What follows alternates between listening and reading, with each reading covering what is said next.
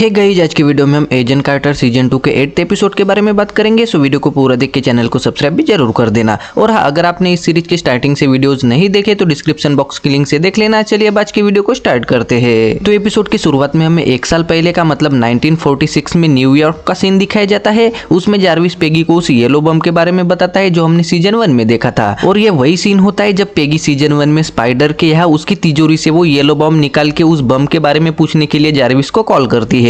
दोस्तों, अगर आपने सीजन 1 नहीं देखा तो उसके सभी एपिसोड्स के लिंक डिस्क्रिप्शन बॉक्स में मिल जाएंगे, जाके देख लेना। तो जारविस पेगी से बात कर रहा होता है, तभी एना ड्राइंग क्लास से आती है। तो जारविस कॉल रख के एना के पास जाता है और एना के पूछने पे जारविस उसे पेगी के बारे में बताता है। वैसे हमें प्रेजेंट डे वाला सीन दिखाया जाता है। उसमें एना की हालत खराब होने की वजह से जारविस बहुत उदास होता है और वो रेडियो पे गाना लगाने की कोशिश करने लगता है। तभी वहां पे पेगी आती है और रेडियो पे गाना नहीं लगता तो जारविस गुस्से में रेडियो तोड़ देता है, जिससे पेगी जारविस को सब ठीक होगा, एना को होश आ जाएगा ऐसा बोल के अच्छे से समझाती है। साथ में मैं सामान लाने घर जा रही हूँ ऐसा बोल के चली जाती है। जेसन को होश आता है तो उसके पास विटनी होती है और वो जेसन को जब तुम गायब हुए थे तब क्या हुआ था ऐसा वैसा पूछने लगती है। साथ में हम दोनों साथ में काम करेंगे, एक दूसरे की स्टडी करेंगे ऐसा बोलती है। लेकिन जेसन राजी नहीं होता तो विटनी उसे तुमने कुछ सुना क्या, इससे तुम्हें बिल्कुल भी तकलीफ नहीं होगी ऐसा बोलती है और उसे हाथ लगाती है। पेगी घर आती है तो वहाँ पे डैनियल आया होता है, जिससे पेगी उसे जेसन के किडनैपिंग और एना के बारे में बताती है। साथ में डैनियल भी उसे उसके ऊपर हुए हमले के बारे में बता के वर्नन विटनी के लिए यूरेनियम ढूंढ रहा है,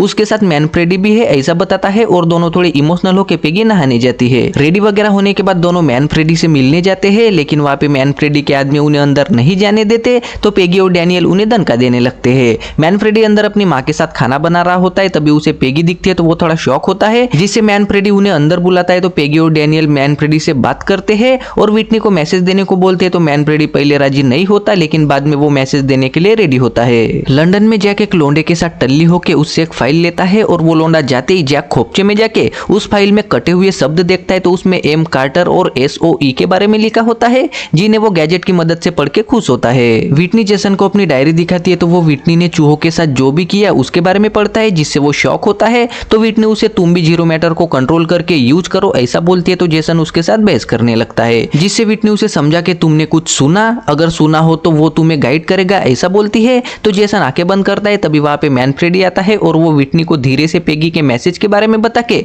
वो जेसन के बदले यूरेनियम देने के लिए राजी हो गई है ऐसा बताता है। तो विटनी खुश होती है। एना का ऑपरेशन होने के बाद भी उसे होश नहीं आता तो जारविस रोते हुए मैं ऐसा करूंगा वैसा करूंगा ऐसे वादे करके उदास होने लगता है। तभी थोड़ी देर में एना को होश आता है तो जारविस बहुत ही ज्यादा खुश होता है और एना को पप्पी देके डॉक्टर को बुलाता है, जिससे डॉक्टर आके एना को चेक वगैरह करने लगते हैं। तो जारविस पेगी को भी बताता है। वहीं पे डॉक्टर बाहर आके जारविस को हमने एना को बचा लिया है, लेकिन वो कभी भी मां नहीं बन सकती ऐसा बताता है। तो जारविस उदास होता है और डॉक्टर को इसके बारे में मैं खुद एना से बात करूंगा ऐसा बोल के एना के पास जाता है। साथ में दोनों इमोशनल होकर ऐसी वैसी बातें करने लगते हैं। सैम्बरली यूरेनियम रॉड जैसे ही डुप्लीकेट रॉड बनाता है, जिन्हें चेक करने पे वो बिल्कुल भी डुप्लीकेट नहीं लगते, जिससे पेगी वगैरह उन्हें लेकर विटनी के पास जाने की तैयारी करने लगते हैं। तभी वहां पे जारविस आता है और वो भी उनके साथ जाना चाहता है। तो पेगी उसे अकेले में समझाने लगती है, लेकिन जारविस उन्होंने मेरी बीवी पे हमला किया है और अब उसकी सजा उन्हें भुगतनी पड़ेगी ऐसा बोल के जारविस उनके साथ जाने की जिद करने लगता है। तभी स्टार्क को कुछ कागज भेजता है तो उन्हें लगता है कि वो कोड होंगे, लेकिन सैम्बरली देखता है तो वो कोड ना होके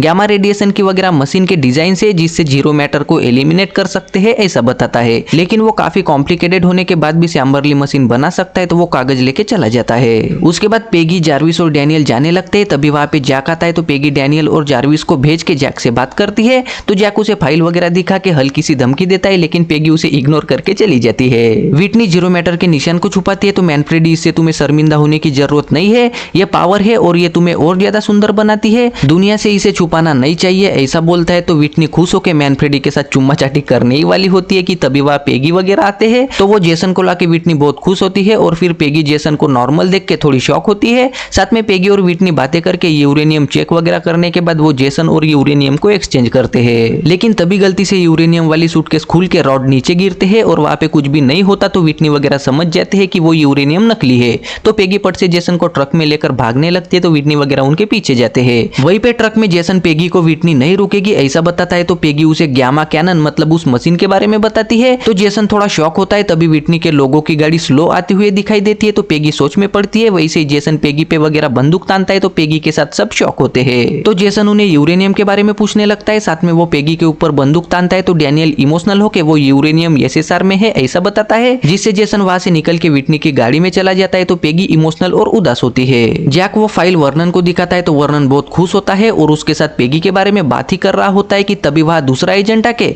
वर्नन को किसी लड़की का कॉल आया है और वो इंपॉर्टेंट है, साथ में उसके पास आपका एसएस कोड है ऐसा बताता है, जिससे जैक को वर्नन पे थोड़ा डाउट आता है। तभी वर्नन जैक को बाहर भेज के कॉल पे बात करता है तो जैक चुपके से दूसरे फोन से उनकी बातें सुनता है। वर्नन बात करके चुपके से लॉकर के पास जाता है तो वहां पे जैक भी आता है, जिससे वर्नन उसके साथ प्रमोशन की बात वगैरह करता है और लॉकर खोलने जाने लगता है। तो जैक उस पे बंदूक तानता है, जिससे वर्नन उसे मुझे अफसोस है ऐसा बोलता है। और फिर अगले सीन में पेगी और डैनियल वहां पे आते हैं तो जैक को कुछ भी याद नहीं होता, लेकिन साइड में वो याददाश्त जाने वाला गैजेट दिखता है, साथ में यूरेनियम भी नहीं होता। तो पेगी समझ के जैक से पूछने लगती है तो जैक उसे मैं कॉल पे बात सुन रहा था ऐसा बताता है और फोन के पास उसने लिखे कोऑर्डिनेट्स भी दिखते हैं। तो जैक सारी बात समझ जाता है, जिससे वो बंदूक वगैरह लोड करके पेगी के साइड होता है। वहीं पे डैनियल पेगी से बात करके जेसन से आगाह कराता है तो पेगी डैनियल को उल्टा सीधा बोलती है और फिर जैक वगैरह सब यूरेनियम को बचाने के मिशन पे जाते हैं। सैमरली रोज को गामा कैनन के बारे में बताता है, साथ में जार्विस भी रोज से अकेले में बात करके कुछ सामान वगैरह देता है और उसे एना का ध्यान रखना ऐसा बोल के दोनों थोड़े इमोशनल होते हैं। तभी वहां पे पेगी वगैरह आते हैं तो सब निकल के मैदान में पहुंचते हैं। विटनी परमाणु हथियार देखती है और जेसन के साथ गाड़ी में बैठ के उसके साथ थोड़ी बहस करने के बाद विटनी वर्नन को ऑर्डर देती है तो वर्नन ब्लास्ट करता है, जिससे पेगी की वगैरह फटने लगती है। वहां पे ब्लास्ट होते ही थोड़ी देर में जीरो मैटर की दरार बनने लगती है तो उसके पास विटनी और जेसन आके दोनों खुश होने लगते हैं। साथ में जेसन विटनी को तुमने कुछ सुना क्या ऐसा पूछता है तो विटनी मैंने कुछ भी नहीं सुना ऐसा बोलती है और थोड़ी देर में जेसन उड़ के जीरो मैटर में जाने लगता है, लेकिन विटनी जीरो मैटर में नहीं जाती तो वो जेसन को मुझे भी ले जाओ ऐसा बोल के चिल्लाने लगती है। सैमरली वगैरह गामा कैनन रेडी कर रहा होता है, तभी जार्विस में विटनी को ठोकूंगा ऐसा बोल के चला जाता है तो पेगी डैनियल को गामा कैनन जीरो मैटर पे फायर करना ऐसा बोलती है और वो भी जार्विस के पीछे जाती है। सैमरली गामा कैनन रेडी करा के जीरो मैटर को निशाने पे लेते हैं और डैनियल पट से फायर करता है तो जीरो मैटर की दरार बंद होती है। वैसे ही जेसन नीचे गिरता है तो विटनी उसे उठाने लगती है। एना सो के उठती है तो रोजू से जार्विस जल्द ही आएगा ऐसा बताती है और इमोशनल होकर दोनों थोड़ी बातें करने के बाद जार्विस ने दिए सामान में एना को जार्विस का लेटर भी दिखाई देता है। जार्विस विटनी के पास आते ही उस पे गोली चलाता है, वहीं पे पेगी भी आती है और विटनी को गोली लगने के बाद भी कुछ भी नहीं होता तो वो उठने लगती है। तभी वहां पे मैनफ्रेडी आता है और पेगी पे वगैरह बंदूक तानता है, वैसे ही विटनी उठ के मैनफ्रेडी को रोक लेती है। साथ में मुझे जेसन चाहिए और उसे कंट्रोल करने की चाबी पेगी है, इन्हें जिंदा रखना होगा ऐसा बोलती है। तो मैनफ्रेडी पेगी और जार्विस के सर पे मुक्का मार के बेहोश करता है और यहीं पे 8th एपिसोड खत्म हो जाता है।